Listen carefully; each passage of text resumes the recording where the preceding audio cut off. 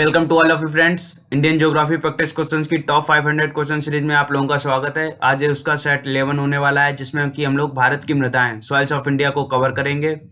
भारत की मृदाएं यह टॉपिक सभी एग्जाम्स यूपी लेखपाल NDA CDS bank railway SSC के सभी एग्जाम्स के लिए बहुत ही इंपॉर्टेंट आपका टॉपिक है। भारत की मृदाएं आपको इस वीडियो की पीडीएफ हमारे टेलीग्राम चैनल लर्नर्स से मिल जाएगी, जिसकी लिंक आपको डिस्क्रिप्शन बॉक्स में दी गई है। देखते हैं पहला question. Which is the major soil of north India plains? उत्तर भारतीय मैदानों की प्रमुख मिट्टी कौन सी है? आपके सामने ऑप्शन है mountainous soil, black soil, red soil या एलुवियल सॉइल। माउंटेनियस सॉइल ये तो आपका बिल्कुल गलत हो जाएगा, क्योंकि ये तो पहाड़ी मिट्टी होती है, मैदानों में नहीं पाई जाती है। ब्लैक सॉइल भी नहीं होगी, ये डेक्कन प्लेटू के क्षेत्र में पाई जाती है इंडिया में। कहाँ पर? डेक्कन प्लेटू। और आपका ये रेड सॉइल भी नहीं होगा, इसका option number D, red alluvial soil is the right answer. जलोढ़ मिट्टी, जो उत्तर भारत के मैदान है यहाँ पर जलोढ़ मिट्टी पाई जाती है। इसका नाम जलोढ़ क्यों पड़ा है आप समझिए। जल के द्वारा ओढ़ी हुई, अगर आप इस वर्ड को देखेंगे जलोढ़, तो इसका मतलब होगा जल के द्वारा ओढ़ी गई। जो मिट्टी जल के द्वारा ओढ़ के लाई जाती है उसको बोलते हैं जलोढ़।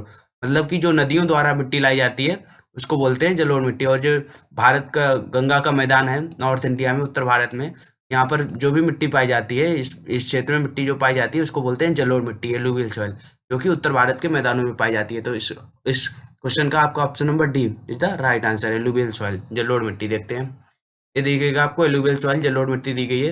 ये भारत के अधिकांश भूभाग में 43.4%, कितना, भारत के टोटल एरिया का 43.4% में पाई जाने वाली मिट्टी है। कौन सी? जलोढ़ मिट्टी, एलुवियल सॉइल। आप इस मैप में देख लीजिएगा, आपको फॉरेस्ट सॉइल दिखाई गई है कि फॉरेस्ट सॉइल कहाँ कहाँ पाई जाती है। देखिएगा इस सब जगह, और ये अपना सिक्किम का जो इलाका है, क्षेत्र है, यहाँ पर forest soil. Then black soil, जो आपका डेक्कन प्लेटू है, यहाँ पर पाई जाती है आपकी ब्लैक सॉइल। कौन सी? काली मिट्टी। फिर एलुवियल सॉइल, मतलब कि आपकी जलोढ़ मिट्टी। देखिए उत्तर भारत के मैदान में एलुवियल सॉइल, और फिर एरिड सॉइल, लेटेराइट सॉइल और रेड एंड येलो सॉइल्स आपको दिखाई गई हैं सारी। आगे बढ़ते हैं।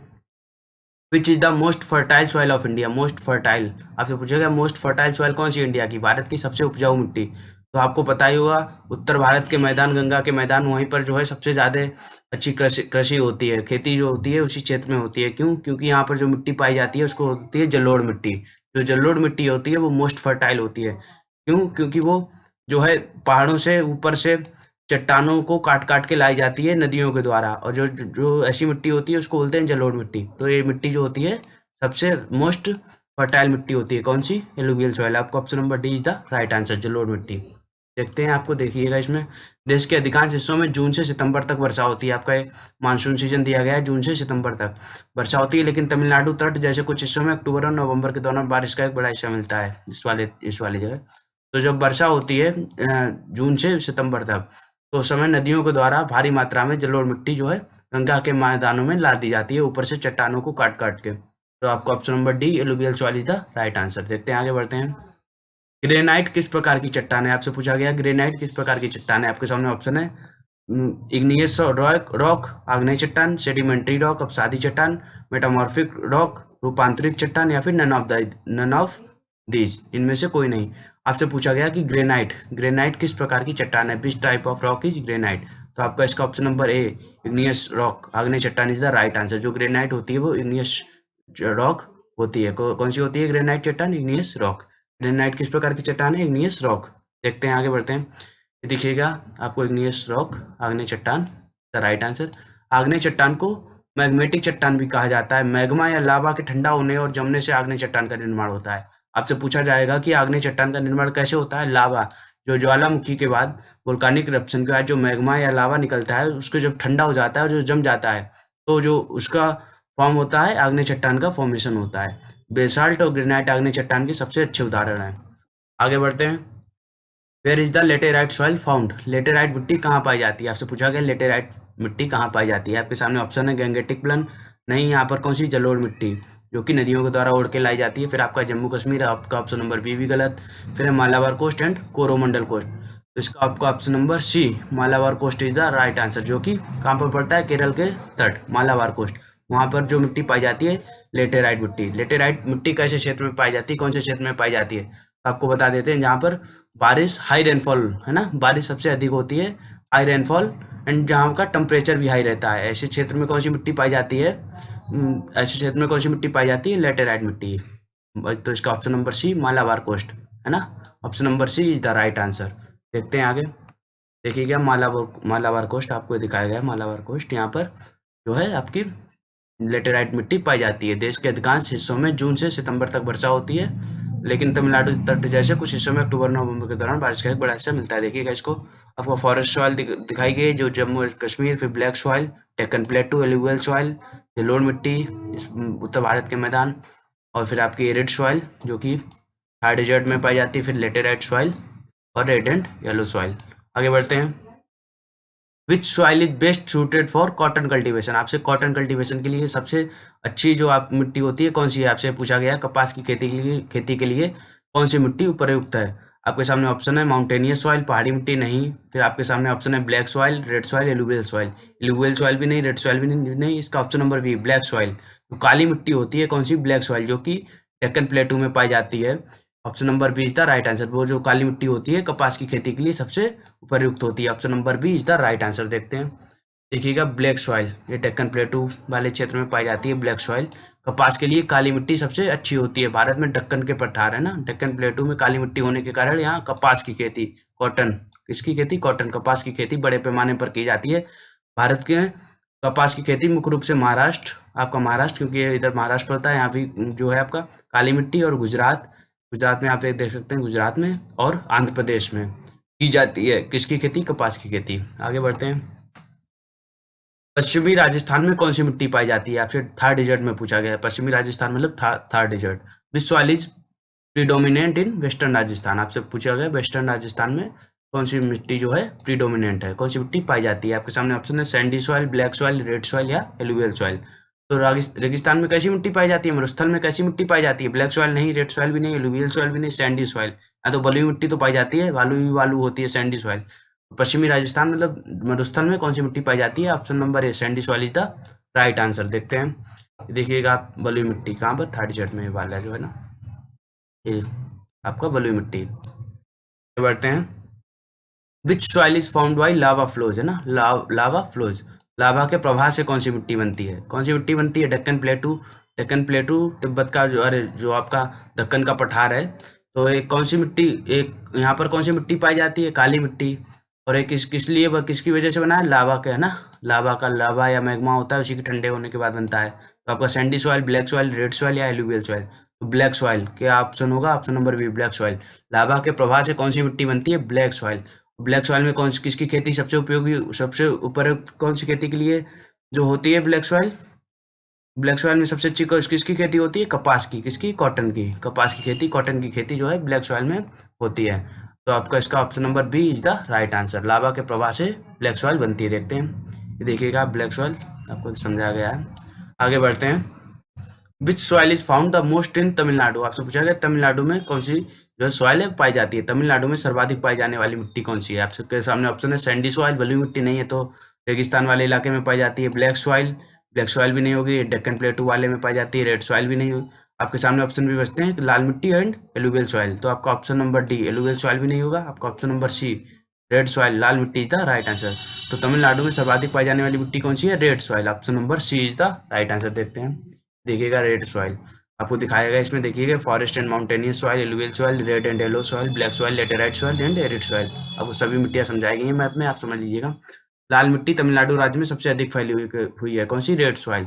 जो आपकी लाल मिट्टी होती है कौन सी, लाल मिट्टी, रेड मिट्टी। तो इसका रेड होने का क्या कारण है, अगर आपसे पूछा जाए लाल मिट्टी का जो लाल रंग होता है इसका मेन कारण क्या है, मुख्य कारण क्या है, तो और आयरन ऑक्साइड, जिसमें लाल मिट्टी में आयरन ऑक्साइड की अधिकता के कारण इसका रंग लाल होता है। किस वजह से, आयरन ऑक्साइड की अधिकता की वजह से। आगे बढ़ते हैं।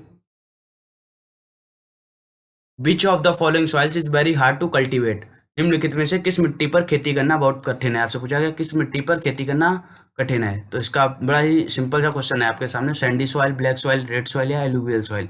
एलुवियल सॉइल में तो बहुत अच्छी खेती होती है ना, जलोढ़ मिट्टी जो कि उत्तरी भारत के मैदान में। रेड सॉइल में भी खेती होती है, ब्लैक सॉइल में तो कपास होता है, क्या, कपास की खेती के लिए बहुत अच्छी होती है ब्लैक सॉइल। आपकी सैंडी सॉइल बची है। रेगिस्तान में किसकी खेती है, होती है, कोई किसी के लिए भी नहीं है, तो सबसे बेकार मिट्टी होती है, मतलब किसी काम की नहीं, सैंडी सॉइल। जो सैंडी सॉइल है ये जो है किसी इस पर खेती होना असंभव है एक तरीके से। तो निम्नलिखित में से किस मिट्टी पर खेती करना बहुत कठिन है, तो आपका option number A Sandy soil, option number A Sandy soil is the right answer. देखते हैं। देखिएगा सैंडी सॉइल, बलुई मिट्टी में खेती करना बहुत कठिन है।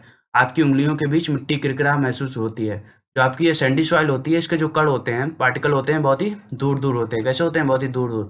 जब इनके दूर-दूर होने की वजह से इनकी वाटर होल्डिंग कैपेसिटी जो है इनकी बहुत ही लो हो जाती है, जिस वजह से यहाँ पर खेती करना इस मिट्टी में बहुत ही हार्ड होता है, बहुत ही कठिन होता है। आगे बढ़ते हैं। The share of food crops in India's total production is almost.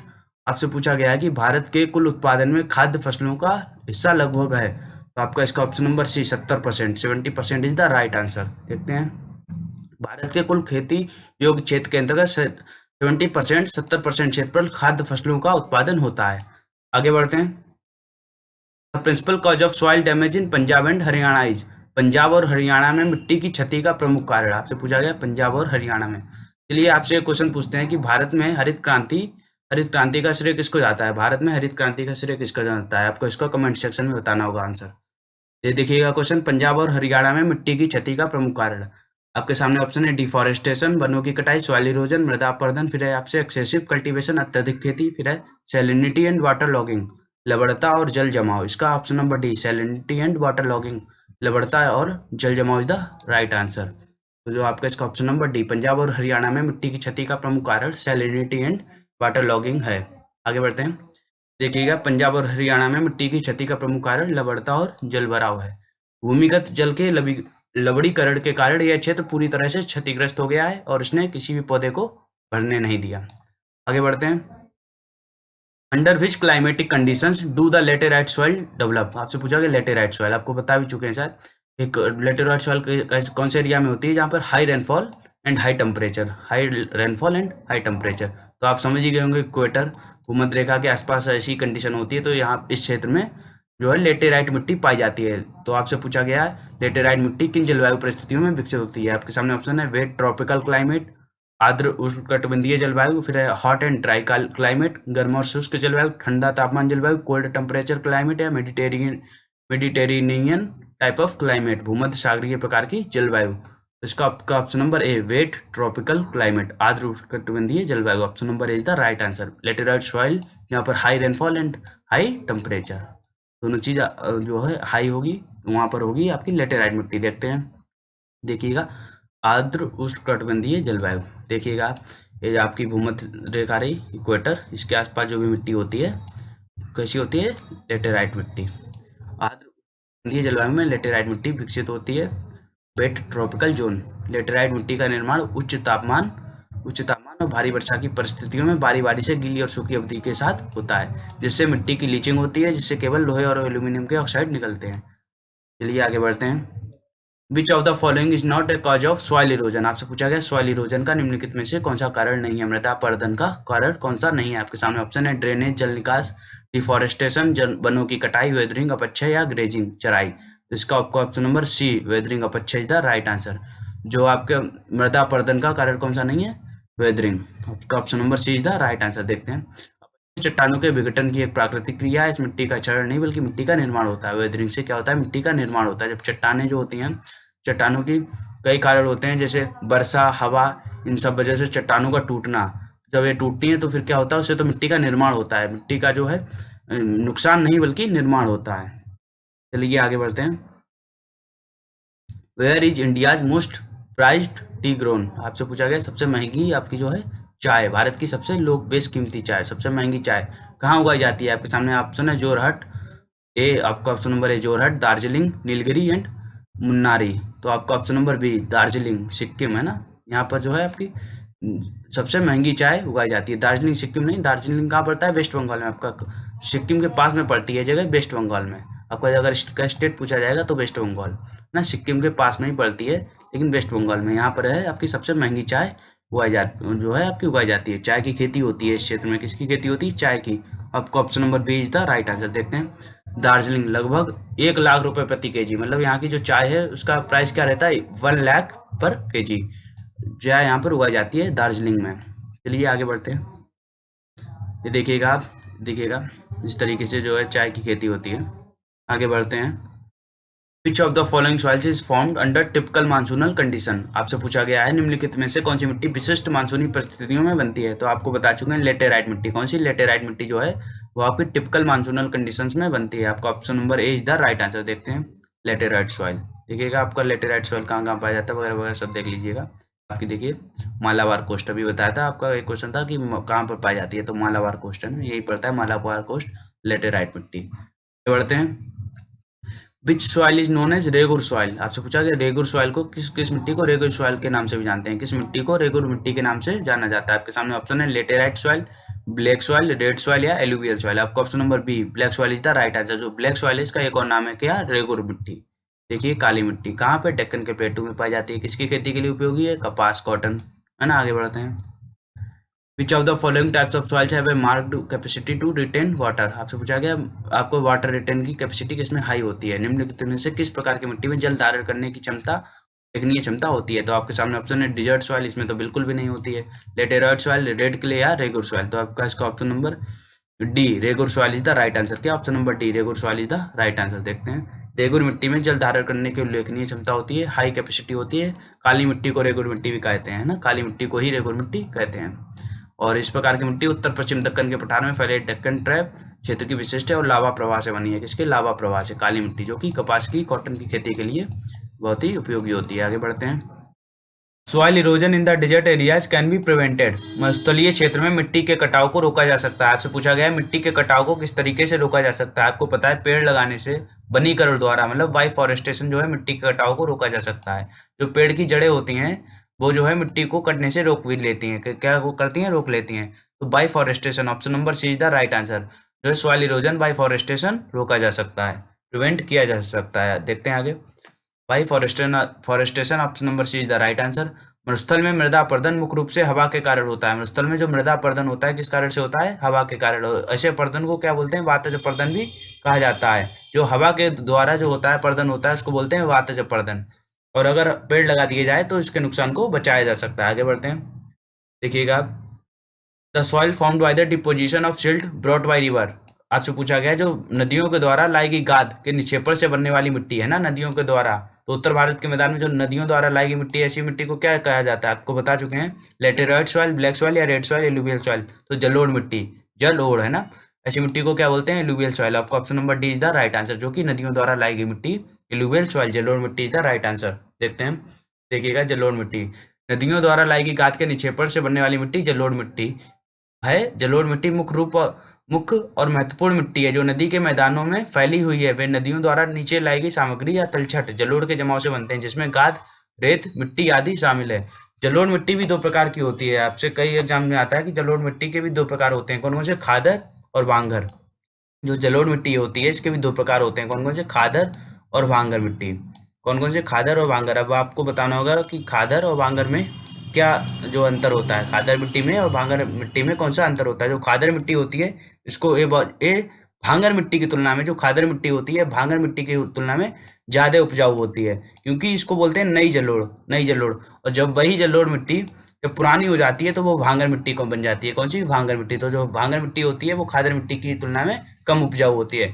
जहाँ मतलब जिस जगह पहले नदियाँ बहा करती थी, जिस जगह पहले नदी का बहाव होता था, ऐसी जगह भांगर मिट्टी होती है, क्योंकि अब वहाँ नदी नहीं बहती है। और जिस जगह, ऐसी जगह जहाँ पर नदी बहती है प्रेजेंट टाइम में भी, ऐसी उस जगह जो मिट्टी बनती है उसको बोलते हैं खादर मिट्टी।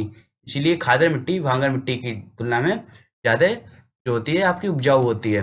तो जलोढ़ मिट्टी जो है, एलुवियल सॉइल के ही ये दोनों जो है घटक हैं। कौन कौन से, खादर और भांगर। आगे बढ़ते हैं। The soil which is a mixture of sand, clay and silt is known as. वह मिट्टी जो रेत, मिट्टी और गाद का मिश्रण है कहलाती है। आपसे पूछा गया है loamy soil, Sandy soil, clayey soil या डिजर्ट सॉइल। तो लोमी सॉइल, दोमट मिट्टी। कौन सी, दोमट मिट्टी। लोमी सॉइल जो होती है रेत, मिट्टी और गाद का मिश्रण होती है। Option number is the right answer. देखते हैं इसको। देखिएगा दोमट मिट्टी वह मिट्टी जो रेत, मिट्टी और गाद का मिश्रण होता है, लोमी दोमट मिट्टी, लोमी सॉइल कहते हैं उसको। तो आपका ये जो है 20 क्वेश्चंस का सेट 11 कंप्लीट होता है। Thanks for watching. जय हिंद।